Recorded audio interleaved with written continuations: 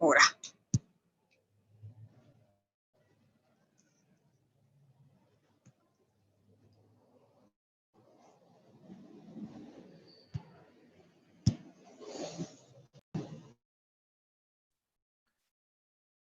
Bueno, muy buenas noches con todos, muy buenas noches, sean ustedes una vez más bienvenidos a este canal de Guía de Salud Visual que se ha creado con el propósito de capacitación y brindar la mejor información con respecto a la salud visual y obviamente traer a los mejores profesionales en las diferentes áreas de la optometría.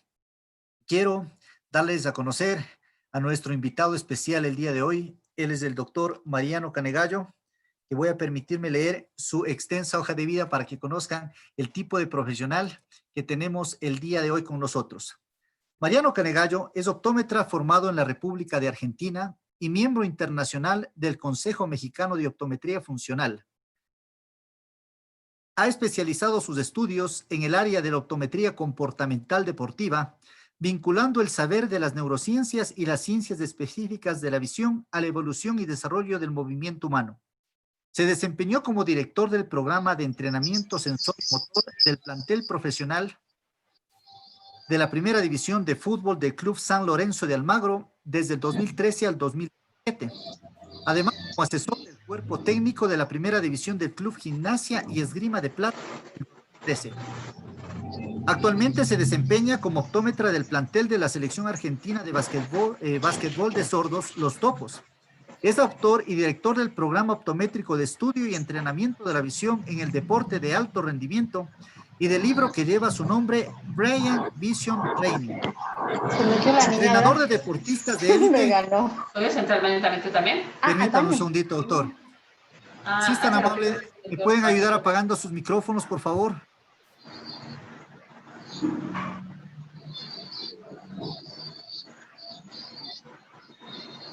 Les comentaba, nuestro ponente es autor del libro que lleva el autor del libro Brian Vision Training, entrenador de deportistas de élite de numerosos deportes como fútbol, hockey, automovilismo, tenis, boxeo, entre otros. Es asesor para el curso federal de snipers de la División Especial de Seguridad Halcón de la Policía de la Provincia de Buenos Aires, Fuerzas Especiales del Club Olimpo, Bahía Blanca y de BMW Motorrad Argentina. Formó parte del grupo de Fox Proline en la creación de sistemas de protección ocular para equinos atletas de alto rendimiento. Director optómetra del grupo Cerebro Deportivo y de la Asociación Neurar. Es profesor de las diplomaturas de neurociencias. Así es que, doctor, bienvenido. Le agradezco mucho por colaborar con nosotros esta noche. Le agradezco nuevamente su participación y hablar del cerebro bueno. Bueno, es una de las pasiones tiene.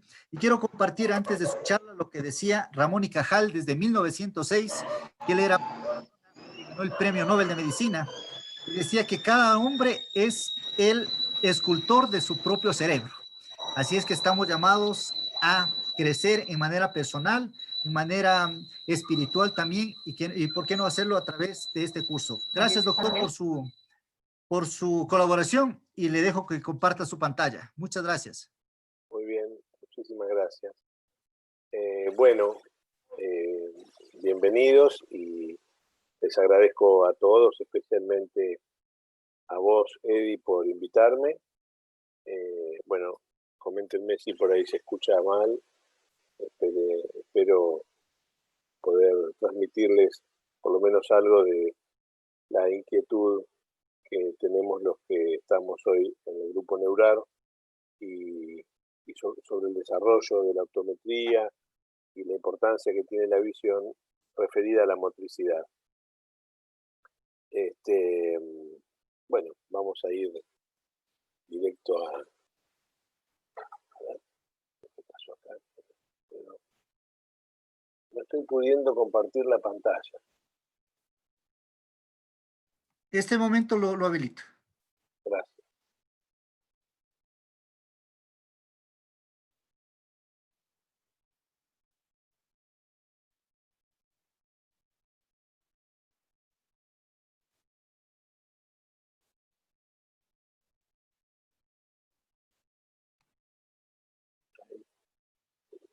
Deme un segundito.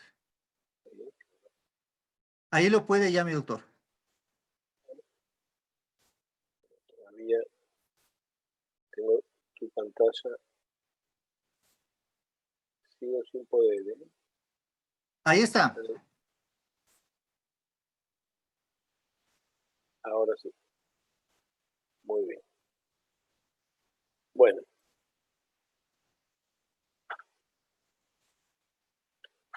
Muy bien.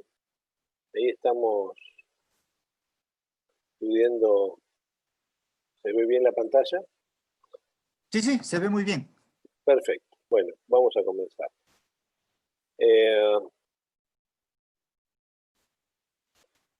El tema que nos toca hoy es la importancia de la visión en la motricidad humana. A mí siempre me gusta iniciar las charlas y terminarlas, ¿no? También con algunas preguntas. Especialmente porque nosotros hemos sido formados y como optometristas en el conocimiento de la visión, pero muchas veces nos hemos quedado como sin preguntarnos realmente profundamente sobre la función. Entonces esta pregunta yo me la he estado haciendo hace un tiempo largo. ¿El para qué? No el por qué vemos, sino el para qué vemos. Y en cada charla que doy, si nosotros ahora abrimos el micrófono, va a haber una gran cantidad de respuestas distintas, que son todas válidas realmente. Y espero que cada uno de ustedes en este momento se trate de pensar en la respuesta de esta pregunta. ¿Para qué vemos? Y vamos a tratar de desarrollar la respuesta relacionada a la motricidad. La realidad es que vemos para sobrevivir. La especie humana ha tratado de sobrevivir durante toda la historia y la visión ha resultado una herramienta vital a la hora de desarrollar los procesos que le permitieron esa supervivencia. Para poder sobrevivir, tuvimos que, como especie, establecer determinadas estrategias porque hace miles de años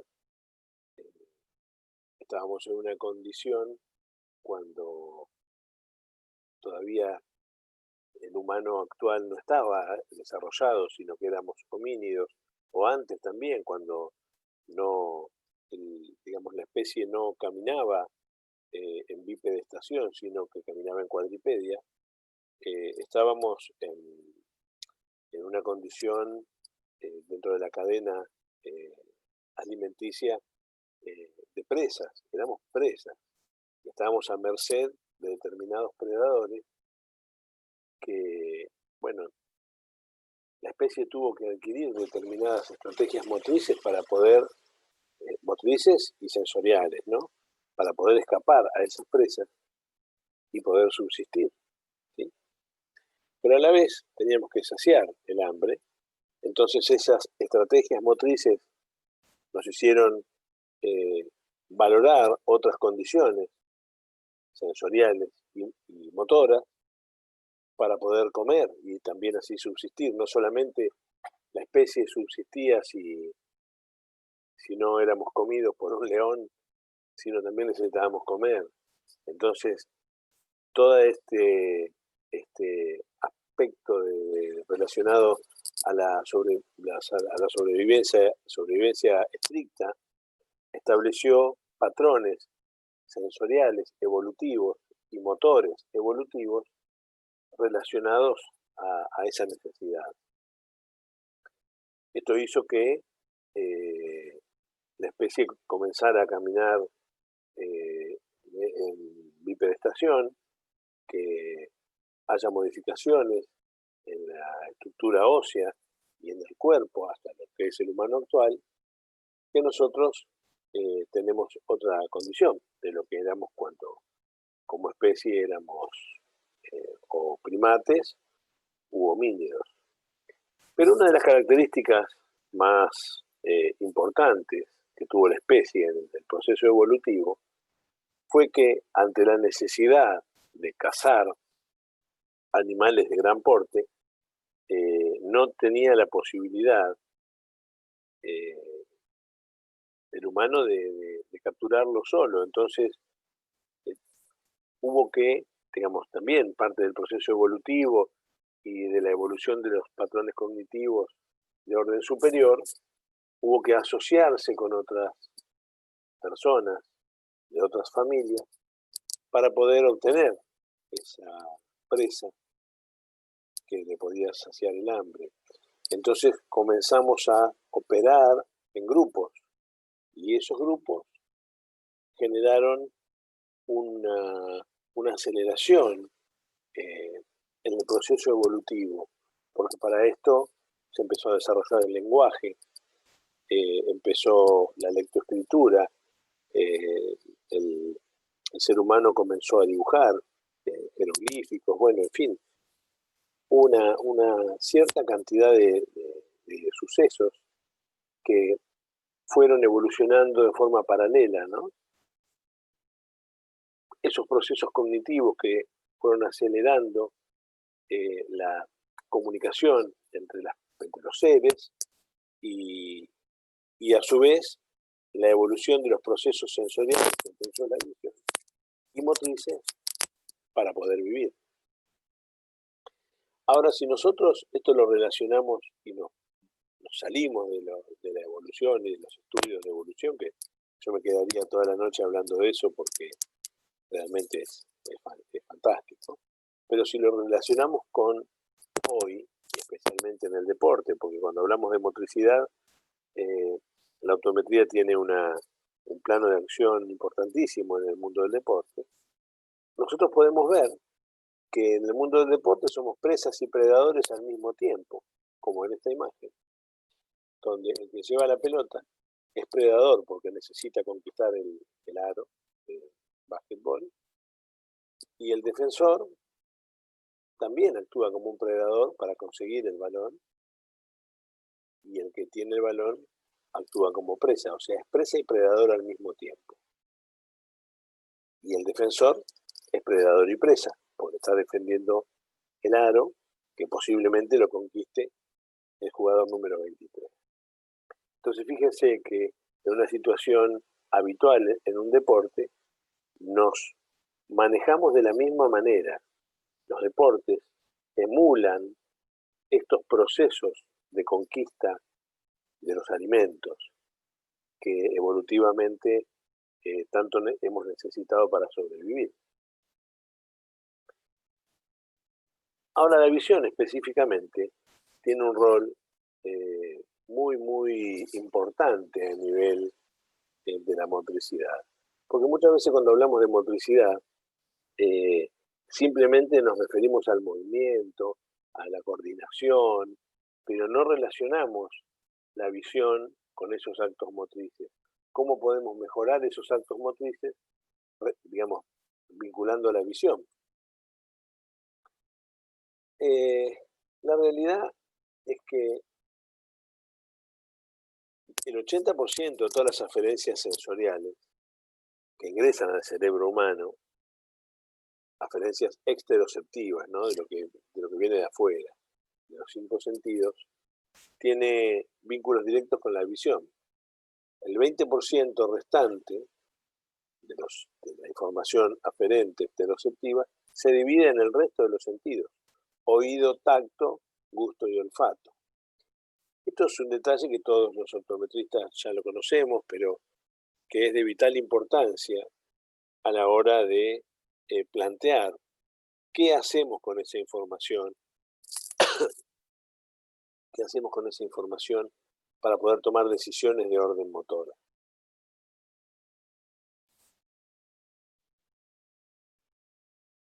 Como todos ya sabemos, ¿qué es la visión?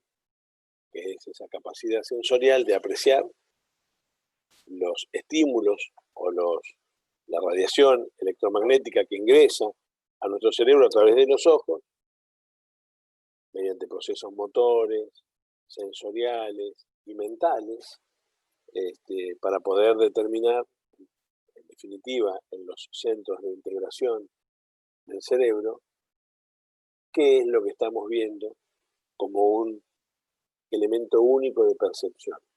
O sea, digamos, cuando se habla de percepción, no se habla de la percepción visual específicamente. Cuando se habla solo de visión, se habla de apreciación sensorial visual.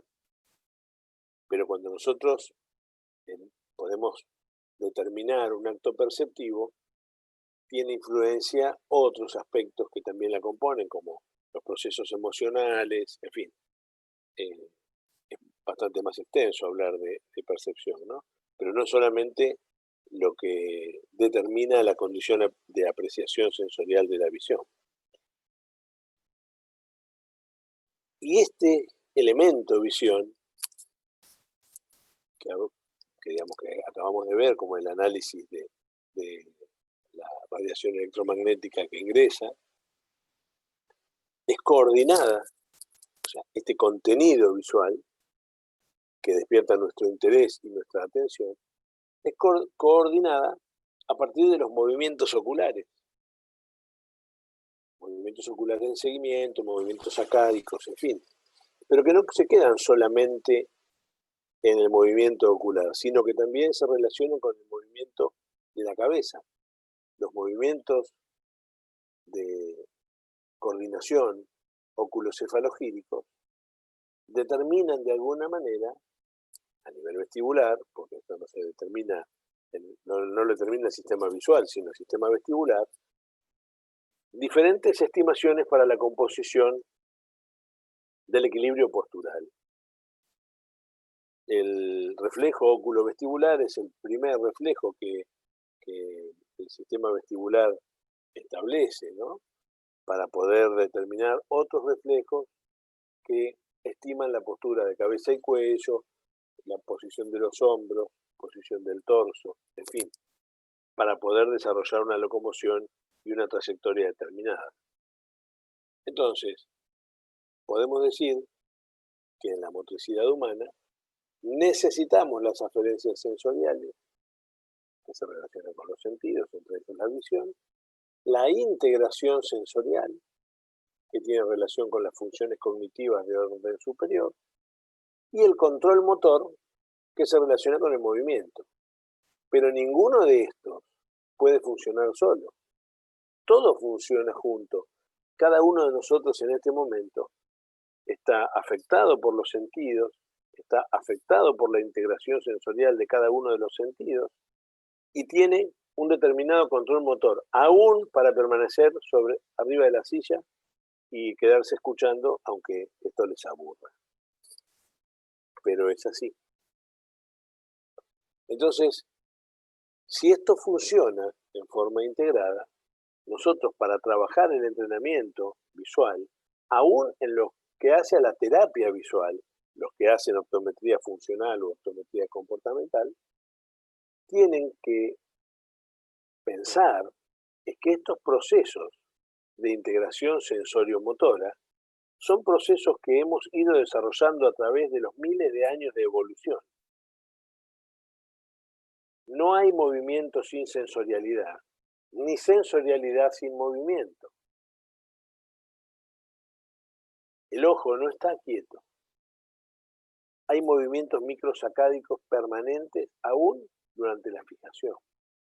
Entonces, cuando nosotros hacemos un planteo de entrenamiento, no podemos desintegrar estos procesos. Entonces, este entrenamiento que puede ser a nivel deportivo o a nivel de recuperación de un paciente con problemas X, que es donde hacemos terapia visual, tenemos que relacionar sí o sí estos aspectos sensoriales, estos aspectos cognitivos y estos aspectos motores. Porque el aprendizaje que nosotros esperamos a través de estos procesos de entrenamiento se vincula a todas las áreas. No se puede trabajar la visión sin movimiento. A ver, lo podemos hacer arriba de una silla, pero si nosotros trabajamos la visión con movimiento, vamos a plantear, digamos, vamos a subirnos a los patrones fisiológicos que la especie humana desarrolló mediante los miles de años de evolución. Pero todo parte de los ojos, de ese 80% famoso de aferencias sensoriales, ¿no? Todo viene de ahí. Y viene de esa imagen que tiene diferentes características que nuestro sistema visual tiene la posibilidad de apreciar. Por ejemplo, el concepto de lo que vemos, puntos, líneas, planos, bueno, cosas que nosotros ya conocemos como optómetra, los elementos visuales, los elementos que tienen que ver con la reacción motora, dirección, posición, gravedad. No es lo mismo la decisión reactiva que yo puedo tener si me enfrento a una roca de gran tamaño que si me enfrento a un globo, por decirlo. Estos aspectos relacionados a la gravedad y al peso específico nos van a dar la información, relacionada con la reacción motora. No es lo mismo el movimiento que yo tengo que hacer con un globo, que pues es muy ligero, a enfrentarme a un objeto de mucho peso. Luego, los elementos prácticos, la representación, el significado que tiene lo que estamos viendo, los elementos sintácticos que tienen que ver con el factor estructural de lo que estamos viendo, colores, formas, en fin, y la significación visual. Vale decir que este lenguaje visual nosotros lo podemos observar y de hecho lo vemos en cada momento de nuestra vida. Este es uno de los hechos más sorprendentes, el famoso haka que practica este gran equipo de rugby, que es intimidatorio en realidad. El lenguaje visual es la intimidación. Esto produce en el rival un efecto importante. Y fíjense cómo el rival está preparado para recibir este lenguaje visual, que se para de una manera displicente con los brazos a la cintura, como si no le importara el amedrentamiento que expresa este lenguaje visual. Ambos están provocando una imagen y un lenguaje determinado, ¿no?, que les interesa. Los All Blacks están expresando ese poder y los otros están expresando desinterés. Fíjense cómo ambos expresan mediante un lenguaje que es estrictamente visual. Entonces esto despierta sensorialidad, despierta emociones y como consecuencia movimiento. No hay una cosa sin la otra. Esto se produce a nivel de integración sensorial. Los sentidos, antes de ser interpretados, tienen que integrarse en nuestro sistema nervioso, en nuestro cerebro. Hay áreas de asociación donde los sentidos van a lograr estos aspectos de integración para poder expresar, realizar este tipo de procesos que nos van a dar un acto perceptivo único y que tiene relación con la vivencia, con la vida expresada en un momento. La percepción que nosotros tenemos de este momento, Enrico, porque ni hay gente. No todos tienen la misma percepción. A algunos les puede resultar esta charla muy interesante y a otros les debe aburrir, seguramente. El acto perceptivo de la misma escena visual suele ser diferente. El último día. Y ya después, como a las 8 salía el sol. Por favor, si pueden apagar los micrófonos. Te va entrando. Ya le apago y otra vez lo vuelve a encender. Por favor, si nos puede estar apagando el micrófono, si es tan amable. Bien. Ay, qué... El proceso de integración sensorial, entonces, parte de un estímulo. Ah, ya entendí. Por el bronceado, ¿no?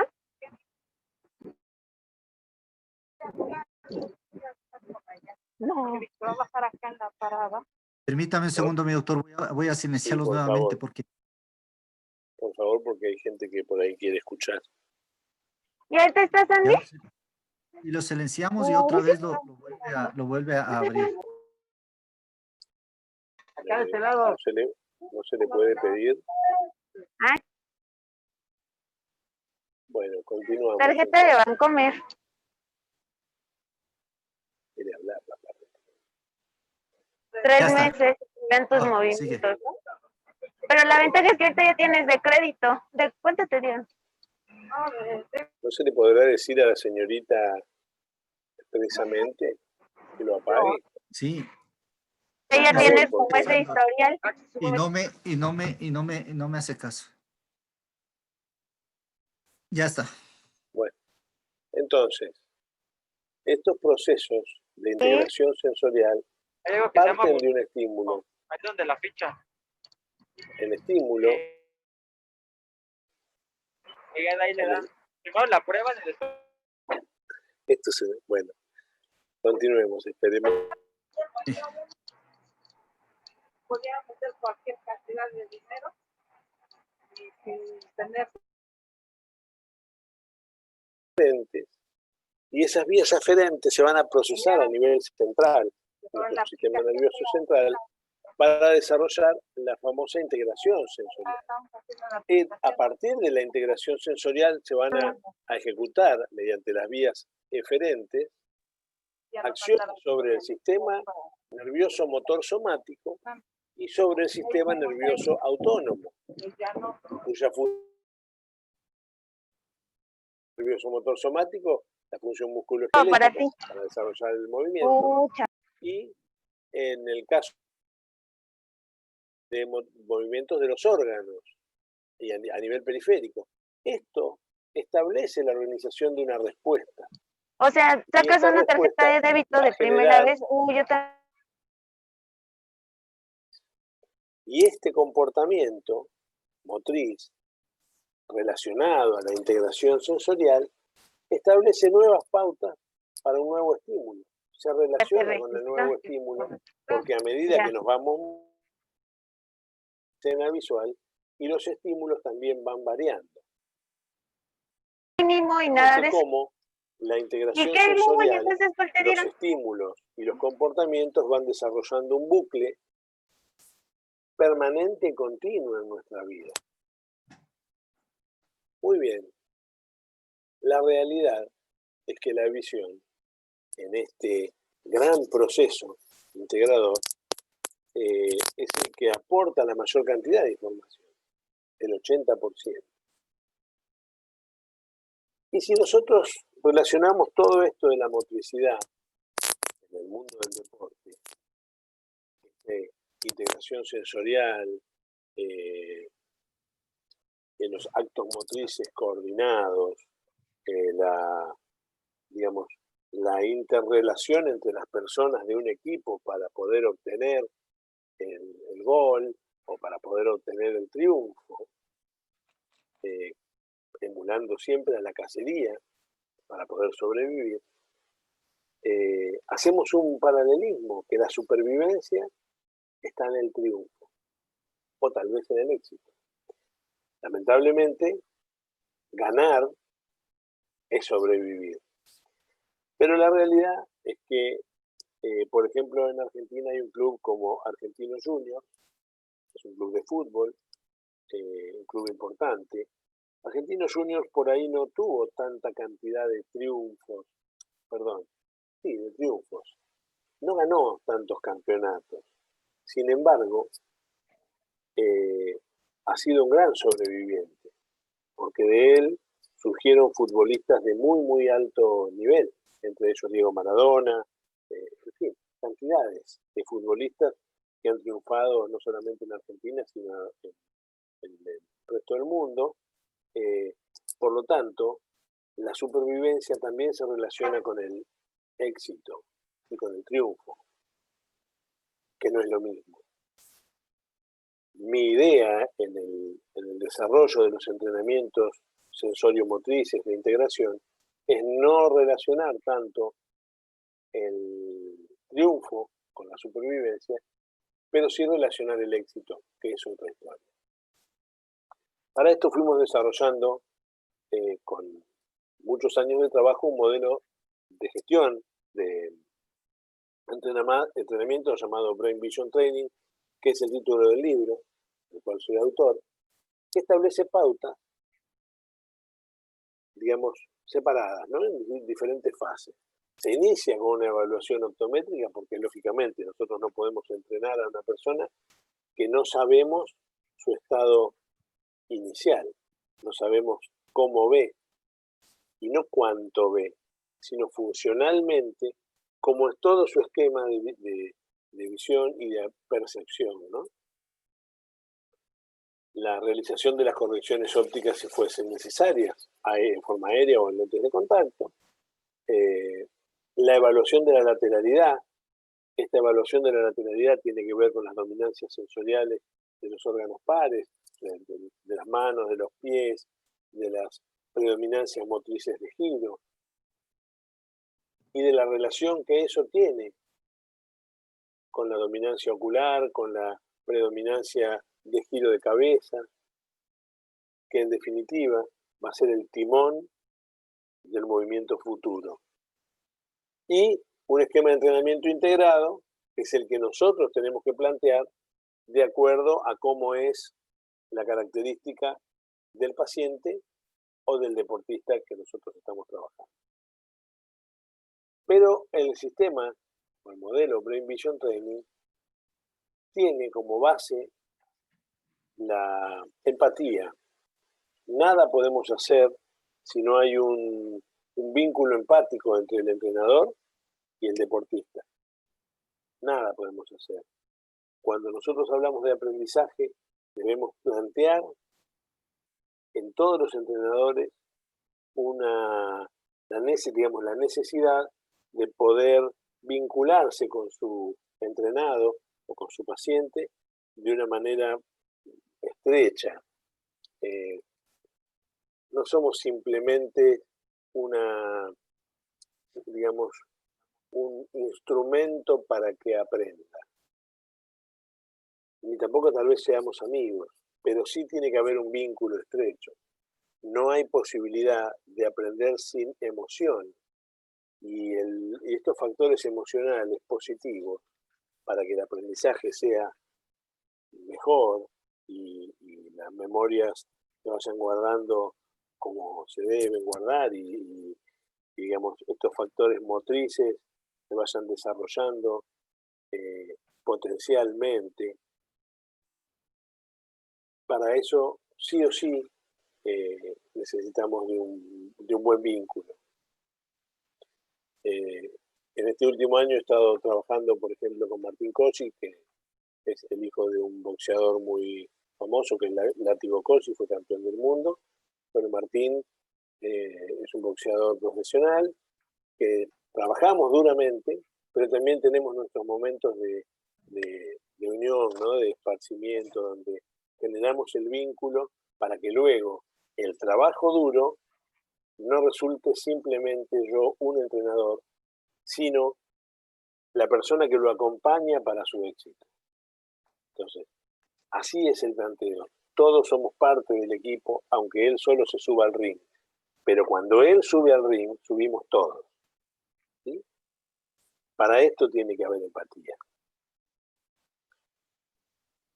En el trabajo, como en todos los tipos de trabajo, hay esquemas de figuras para realizar este tipo de operaciones, de entrenamiento visual, que si bien nosotros hemos desarrollado un kit de entrenamiento de láminas, estas láminas no es que son absolutamente necesarias, y si no están estas láminas no se puede trabajar. Uno puede trabajar con 2 dedos y generar acciones de movimientos sacádicos simplemente teniendo 2 estímulos fueran cuales fueran. Nosotros desarrollamos esto porque trabajamos a nivel antisupresivo. Cada lámina tiene su porqué, pero la realidad es que, como todo parte del estímulo, nosotros necesitamos establecer pautas para que nuestra visión se vaya integrando con la motricidad a través de determinados elementos y de determinados tamaños, localizados a diferentes distancias, donde todas las habilidades visuales se van a ir desarrollando en medio de un comportamiento que nosotros vamos a tomar para lograr un mejor aprendizaje.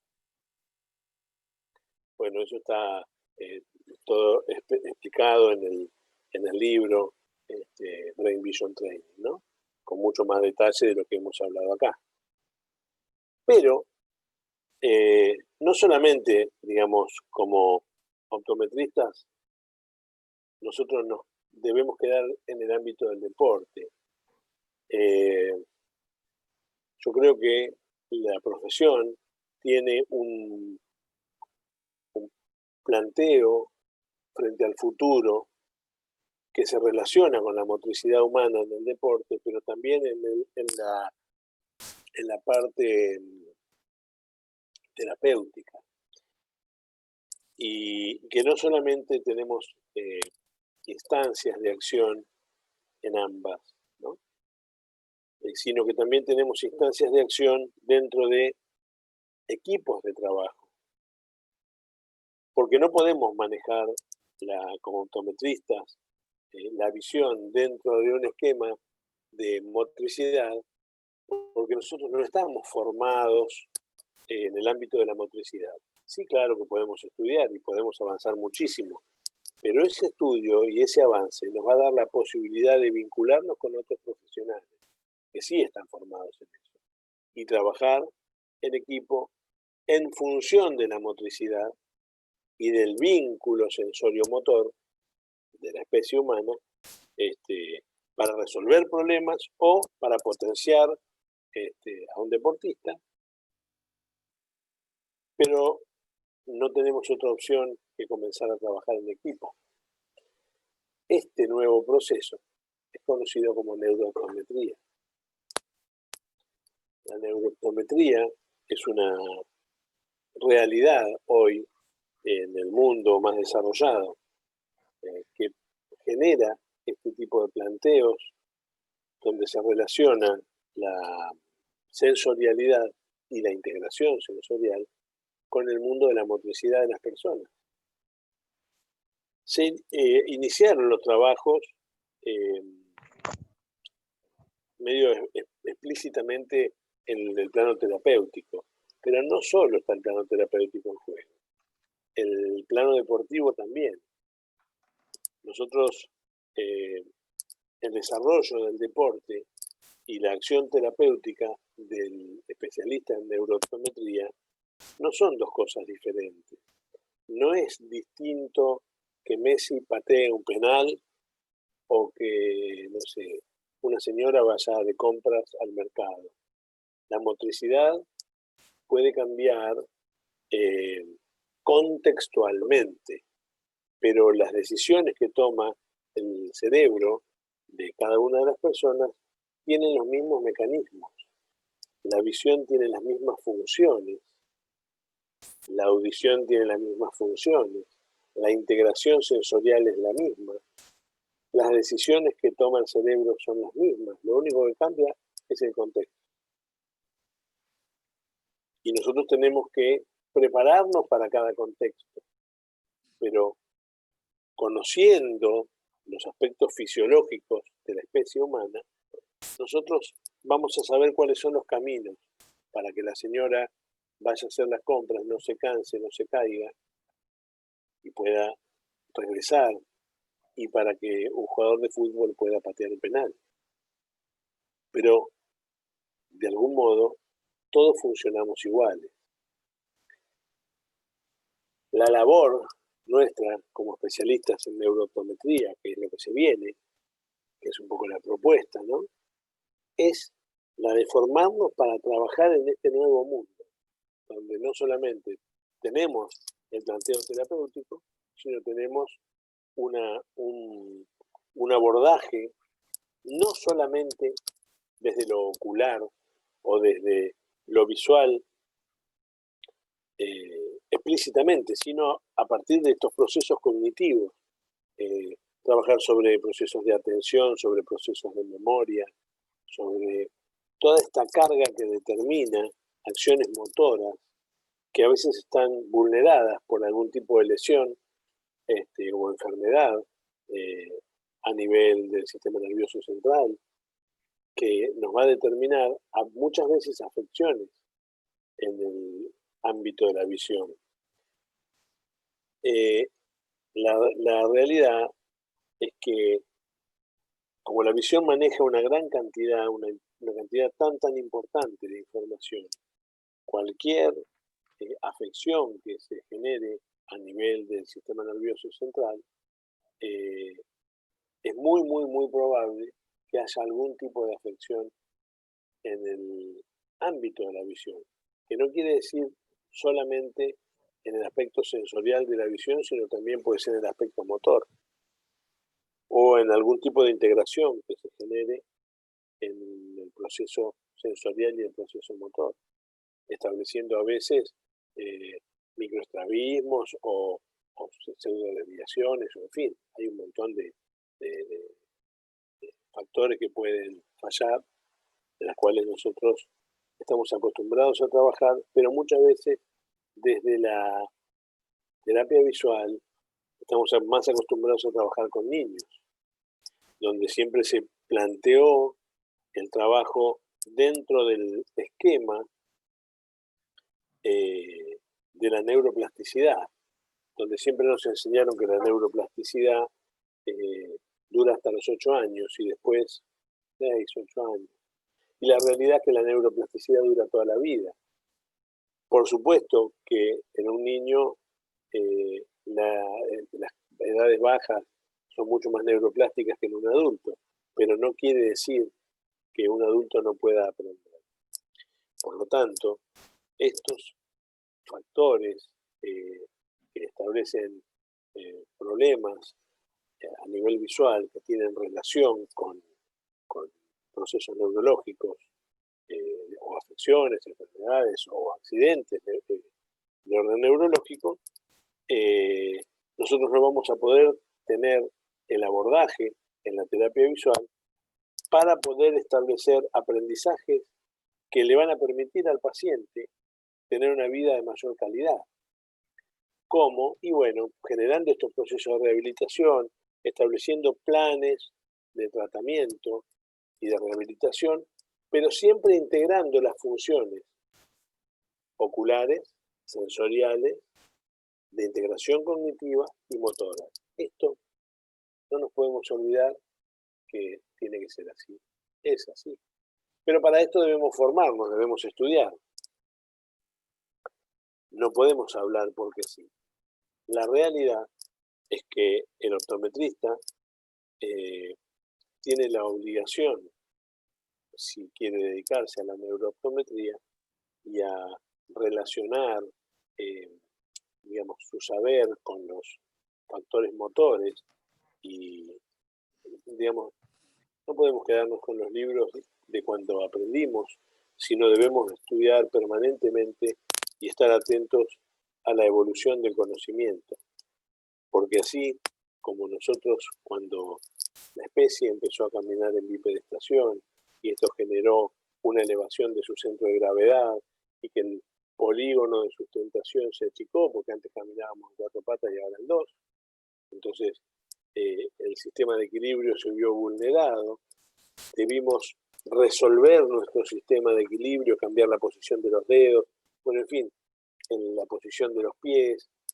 Toda esa evolución postural de la especie fue cambiando y nosotros nos tuvimos que ir adecuando a esto. No quiere decir que con los años que nosotros vamos a tener de vida va a haber cambios significativos en la morfología del ser humano, pero sí en el conocimiento. En esta época, que es la era del conocimiento, nosotros no podemos hablar porque sí, tenemos que estar sustentados absolutamente en todo lo que decimos para poder ejecutar estos trabajos de aprendizaje, en definitiva, y de terapia visual y deportiva, que le permitan a una persona tener una mejor calidad de vida, tanto en un plano terapéutico como en el plano deportivo, potenciando sus habilidades sensorio-motoras. Y para esto, lo que veníamos hablando hace un ratito, necesitamos de la transdisciplina. ¿Qué es la transdisciplina?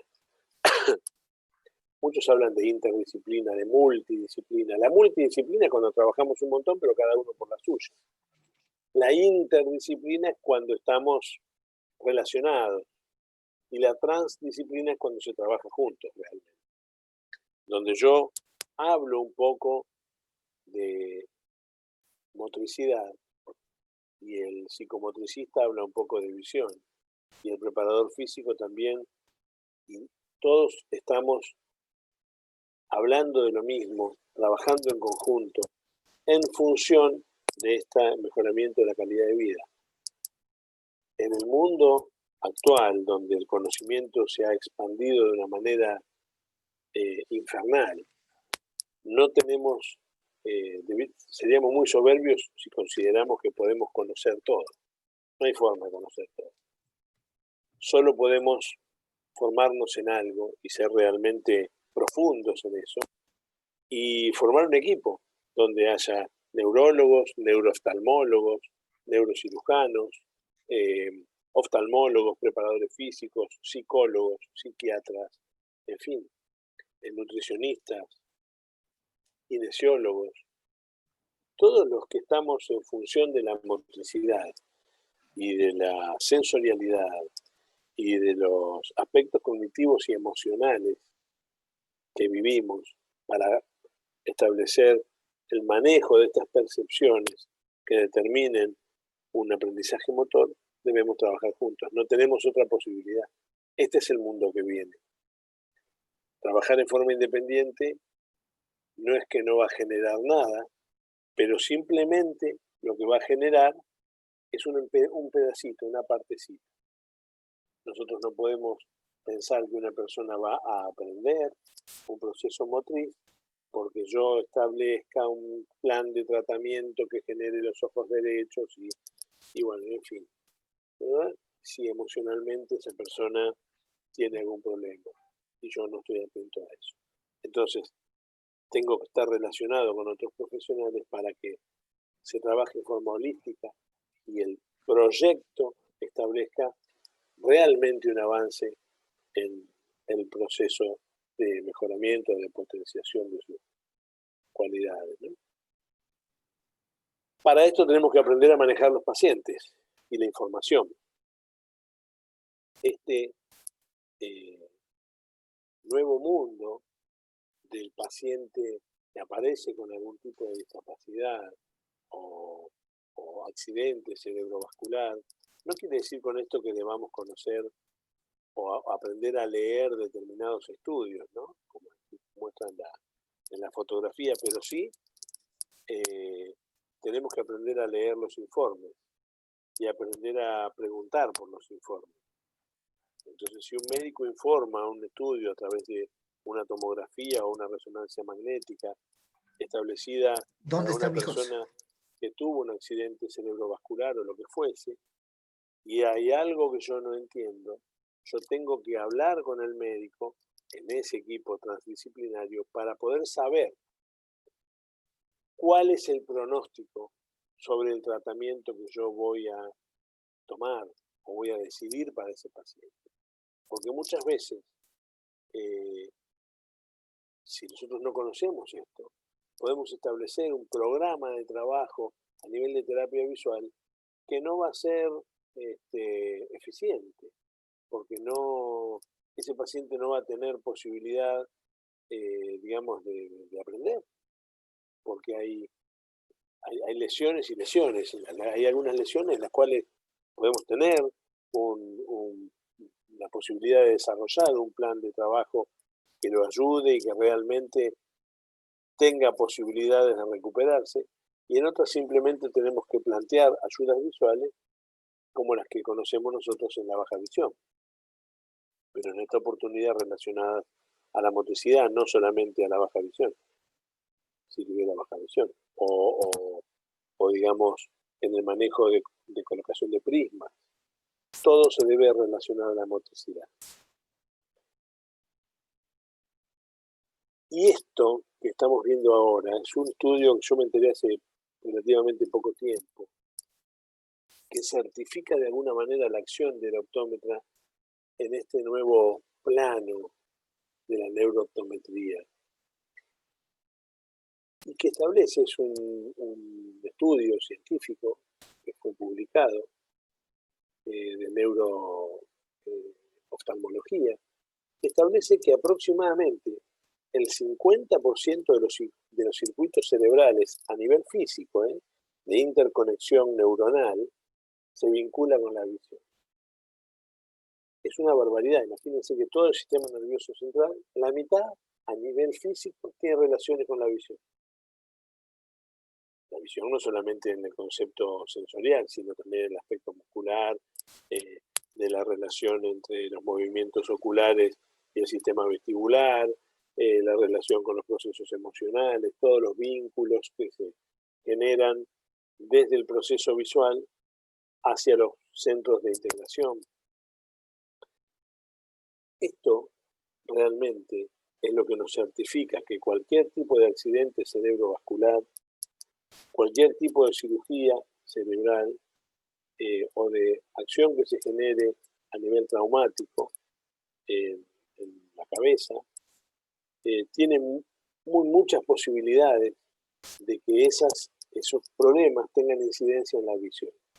Porque la realidad es que al tener un 50% de opciones de interconexiones cerebrales en toda la masa,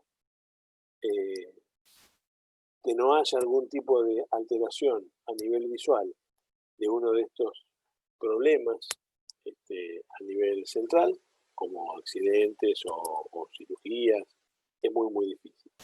Por lo tanto, estas apariciones de orden visual nos convocan a nosotros como optómetras para trabajar, para realmente ofrecer esta posibilidad de conocimiento en la acción para que estas personas tengan una mejor calidad de vida. Pensemos que cualquier tipo de alteración del sistema visual, tanto a nivel de contenido de la información visual como a nivel de coordinación de la propiocepción oculomotora, va a tener, digamos, impacto sobre el sistema vestibular. Este sistema vestibular que tiene aproximadamente o controla el 20% de las fibras nerviosas que vienen del tracto visual, controla un 20% para poder estimar cómo se comporta la oculomotricidad en relación al posicionamiento de la cabeza y chequea toda esta información con los sensores del tacto, gravitoceptores, sensores de gravedad, sensores plantares, para determinar de alguna manera la perpendicularidad al piso, la verticalidad, la percepción de verticalidad, que nos permite un equilibrio postural estático determinado. Imagínense, cuando estamos en movimiento, y esto es dinámico, sucede permanentemente estas evaluaciones a nivel vestibular, que en realidad el control lo tiene el cerebelo, pero se hace a nivel vestibular, y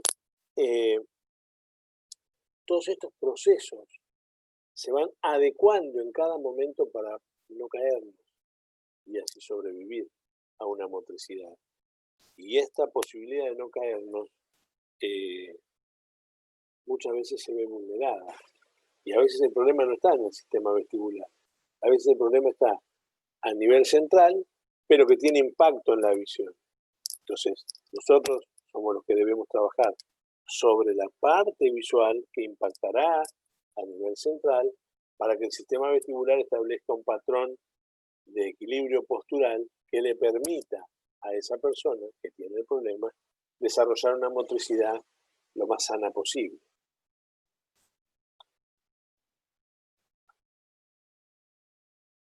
Piensen que cuando hablamos de equilibrio postural, hablamos no solamente de estar así estáticos sino que cada perturbación que nos genera un nuevo factor atencional en el mundo del deporte, por ejemplo, alguien que me pide que yo le dé un pase, me preparo para dar un pase y esa perturbación que genera mi nueva postura va a establecer nuevas acciones de reacondicionamiento del equilibrio para no caer y poder ejecutar el acto motor necesario.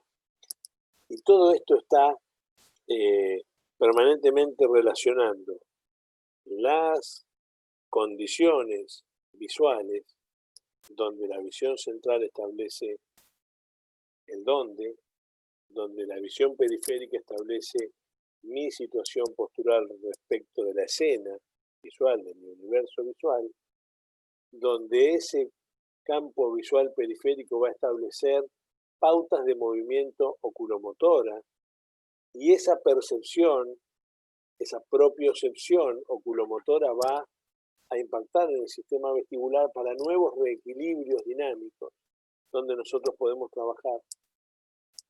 Y a su vez podemos tomar el camino inverso. Podemos trabajar desde la motricidad en el camino inverso para reacondicionar la condición oculomotora, porque el camino es de ida y de vuelta. No es que tienen una mano única. Pero los trabajos se hacen a nivel de funciones cognitivas. No hay duda que se tiene que hacer a través de las funciones cognitivas de orden superior. Memoria, atención, percepción, en fin. Porque son las que van a determinar los nuevos movimientos. La visión por sí misma no determina nada. Siempre que ahora estamos en estos cursos virtuales, en estas charlas yo planteo, ¿qué veo yo en este momento? Y veo una computadora con una luz verde, una pantalla con una información, un cerebrito, una parte gris, una parte blanca, letras blancas. En una esquina aparece una persona hablando y moviendo la mano. Ahora, si yo pregunto, ¿qué percibo? Ahí sí, me veo yo en esa pantallita moviendo la mano y percibo que estamos viviendo un momento de interacción de conocimiento. Pero está despegado de la visión. Con la visión sola no podemos hacer nada. No podemos abordar el aprendizaje. Nos tenemos que parar en esas funciones cognitivas para que la persona pueda aprender. Y el modelo Brain Vision Training, que maneja el grupo neural, entonces establece estudios y entrenamiento deportivo, como habíamos visto en la primera parte de la charla, la integración multisensorial, cognitiva y motora, un equipo de rehabilitación, que no hay duda, transdisciplinario, ante la presencia de determinadas condiciones. Entre ellas, una de las condiciones que más vamos a tener opción de trabajar, que es la conmoción cerebral, que en el mundo del deporte lo vamos a ver muy a menudo, especialmente en los deportes de equipo y los deportes de contacto, como el fútbol americano o el rugby, en fin. Hay algunos accidentes que establecen conmociones cerebrales, golpes, donde muy probablemente hay ya unos cuantos protocolos sobre el abordaje de la conmoción cerebral a nivel internacional, ¿no? Hay mucho desarrollo. Nosotros estamos trabajando junto al doctor Hernández en Neurar para establecer algunos elementos de control relacionados a la visión, a la oculomotricidad que no se están teniendo en cuenta, especialmente y también a la función pupilar relacionada a la oculomotricidad, para poder determinar una derivación mucho más precisa, ¿no? Y un diagnóstico de conmoción cerebral mucho más preciso, porque uno de los factores más importantes, que en realidad la responsabilidad la tiene el médico de cualquier equipo, es determinar si ese jugador puede continuar en el campo de juego o debe salir, porque una consecución de conmociones cerebrales puede traer consecuencias importantes, ¿no? Para el sistema nervioso de una persona. Pero para esto también debemos leer muchísimo, porque permanentemente salen cosas nuevas. Pero bueno, aquí hay un campo de acción muy importante que valida la condición visual, el impacto a nivel central, especialmente por un golpe en la cabeza, y la reacción visual. No hay ninguna duda que cualquier impacto, cualquier proceso inflamatorio a nivel del sistema nervioso central, del cerebro especialmente, puede llegar a impactar en la visión. Y tenemos un trabajo importante también para hacer aquí, donde se relaciona la visión, los aspectos neurológicos afectados y la motricidad. Muy bien, de alguna manera, y para ir concluyendo, nosotros tenemos el futuro en nuestras manos a partir de la neurooptometría. Creo que aquí es donde nosotros debemos trabajar, donde nosotros debemos estudiar, donde no podemos simplemente quedarnos con nuestra formación inicial, sino que debemos ponernos en función de este aprendizaje, en función del conocimiento del sistema nervioso, para poder establecer esta nueva oferta de trabajo y esta nueva inclusión de nuestra profesión en un mundo donde las profesiones cada vez se van interrelacionando más y nosotros no podemos quedar afuera. Esto es un comentario que me interesó ponerlo porque esto es un desarrollo que estamos haciendo con Neural junto al Consejo Mexicano de Optometría Funcional, donde se generó un convenio de colaboración para establecer una capacitación, en realidad es un diplomado sobre neurooptometría, donde pensamos que podemos desarrollarnos con mucha profundidad de aquí en adelante. Bueno, este año hemos tenido el problema de la pandemia que nos ha frenado un poco, pero bueno, creo que ya estableceremos para el próximo año pautas que ya tenemos desarrolladas. Estos desarrollos se hicieron por convenios internacionales entre universidades. Esto va a ser un diplomado universitario que va a tener una certificación y tiene avales académicos de universidades mexicanas y argentinas, especialmente la Facultad de Medicina, en el caso de la Universidad de La Plata, que de alguna manera certificará o avalará estos conocimientos que se van a impartir para que el optómetra tenga mayor profundidad en su saber y la posibilidad de interrelacionarse con otros profesionales en función de esta motricidad que nosotros desconocemos como optómetras. Nosotros simplemente conocemos la motricidad ocular, pero no el vínculo entre esa motricidad ocular, los contenidos de la visión y la motricidad general. Y la realidad es que está absolutamente unida. Entonces, yo les pido que piensen, porque nosotros como optometristas no nos podemos quedar simplemente en el plano estricto de la visión. La visión no es nada sin la motricidad, ni la motricidad sin visión. Y esto no quiere decir que una persona ciega no se pueda mover. Hay estudios que han demostrado que una persona, por ejemplo, ciega de nacimiento, puede activar las neuronas del córtex occipital con otros estímulos que no son visuales, especialmente táctiles y auditivos. Por lo tanto, esta visión que nosotros los que vemos gozamos, las personas que no ven también gozan de ciertas estimulaciones que van a convocar a una motricidad. En definitiva es lo mismo, simplemente los sistemas nerviosos son tan neuroplásticos que nos dan la posibilidad de adaptabilidad ante cualquier condición. esta búsqueda de la adaptación a las condiciones anómalas o a la potenciación de los esquemas sensoriomotores en los deportistas son donde nosotros podemos trabajar como optometristas. Bueno, no sé si estamos en tiempo, yo les agradezco y bueno, ahí pasamos a las preguntas. Si alguien tiene alguna Claro que duda. sí, mi estimado doctor. Bueno, tengo algunas preguntas. Empezaré con unas que nos dieron en redes sociales que dice, en casos de ambliopía, ¿cómo ayudaría la neurooptometría? En casos de ambliopía en un adulto. Mira, Sí, la bueno, no me ambliopía, especifica si es adulto o niño. en el caso de los niños, con terapia visual convencional, ¿sí? No hay ninguna duda.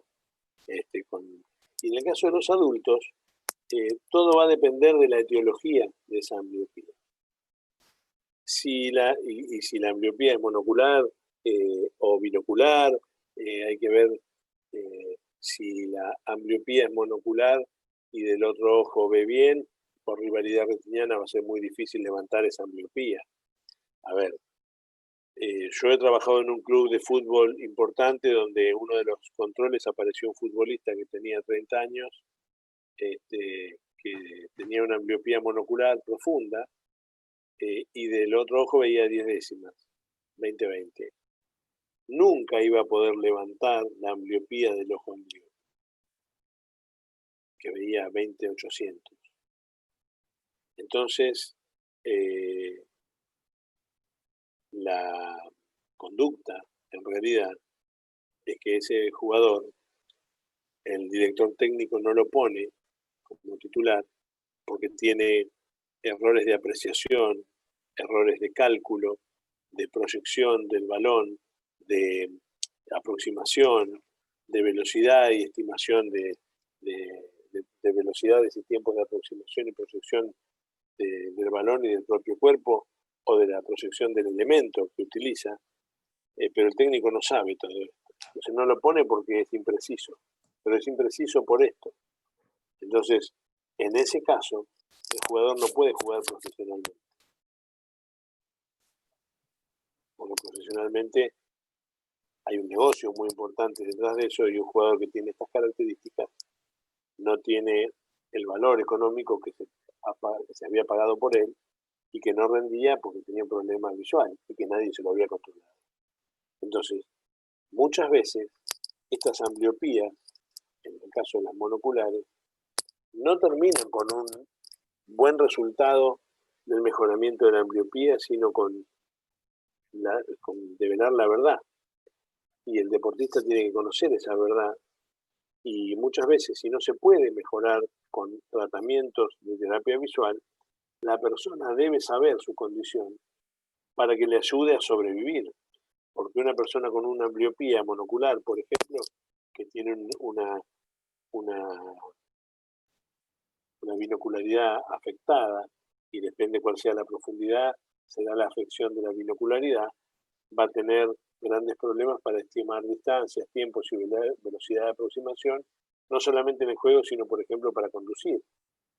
Y si una persona tiene este tipo de problemas para conducir, las estimaciones de distancias se generan a nivel monocular desde otro punto de vista, relacionando aspectos que tienen vínculo con la sensibilidad al contraste y la visión del color, pero no son exactas. Entonces puede tener un accidente. Entonces, la realidad es que a veces resolverle el problema es decirle la verdad sobre su condición sensorial, aunque ese problema no se pueda solucionar a nivel técnico, ¿no? Muy bien. Perfecto. Bueno, hay otra pregunta relacionada también a la ambliopía, que creo que usted ya lo contestó de mejor manera, entonces esa no la voy a leer, ¿no? Porque ya parece que está ¿Les puedo contestada. pedir algo, Eddie? Si pueden prender las cámaras. Claro. Quiero ver las caras, porque aparezco yo solo acá. Ah, sí, Me sí, si gustaría gustan ahí, verle por las favor. caras. Si no, veo toda la pantalla negra y me... Ah, buenísimo. Ahora me dice, Sí. bueno. Ahí a todos y de paso para conocernos de una manera virtual. Claro.